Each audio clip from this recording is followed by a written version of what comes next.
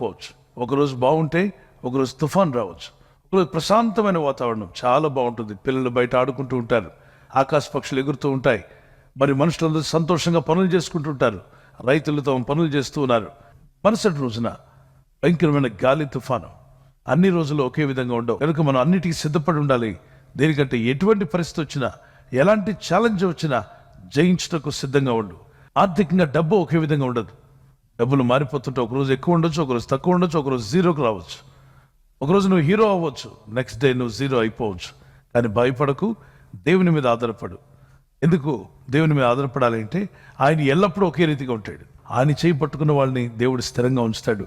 తుఫాను వచ్చినా, ప్రశాంతంగా ఉన్నా, అన్నీ లేకపోయినా, వ్యాధి రోగాలతో ఉన్నా, ఆరోగ్యంతో ఉన్నా, మీరు ఆయన చేయి విడిచిపెట్టకండి. దేవుడు సుఖదుఖములను జతపరిచినాడు. ప్రసంగి 7:14 జతపరిచాడట. భార్యాభర్తలను జతపరిచినట్టు మానవ జీవితంలో సుఖము దుఃఖము అనేవి జతపరచబడ్డాయి. ఒకవేళ అంత సుఖమే అనుకోండి, అంత ఆనందమే అనుకోండి, నరుడు దేవుణ్ణి మర్చిపోతాడు. నేనే దేవుణ్ణి అనుకునే భ్రమపడతాడు. మనిషికి గర్వం ఒక కలుపు మొలిసినట్టు మొలుస్తుంది. తెలియకుండానే అహంభావం వచ్చేస్తుంది. పక్కింటి వాళ్ళతో పోల్చుకుంటారు. ఒక కారు రాగానే పక్కింటి వాళ్ళ కారు వైపు చూస్తారు. ఆ కారు పాతది, మా కారు కొత్తది. అప్పుడే కొంచెం చిన్న గర్వం. మనం ఒక చిన్న బిల్డింగ్ కట్టినట్టునే పక్కింటి వాళ్ళు మనకంటే చిన్న ఇల్లు అనుకోండి, వాళ్ళకంటే మన స్టేటస్ ఇది పెరిగిపోయినట్టుగా భావిస్తారు. ఇది మానవ నేచర్.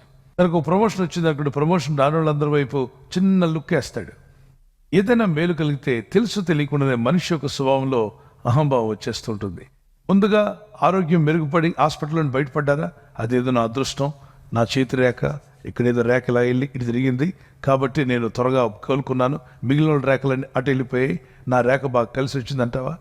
దేవుని బిడ్డలారా, చేతి రేఖలు చూసుకొని భ్రమపడే వాళ్ళు బోల్డ్ మంది. ఒక విషయం అలా అయితే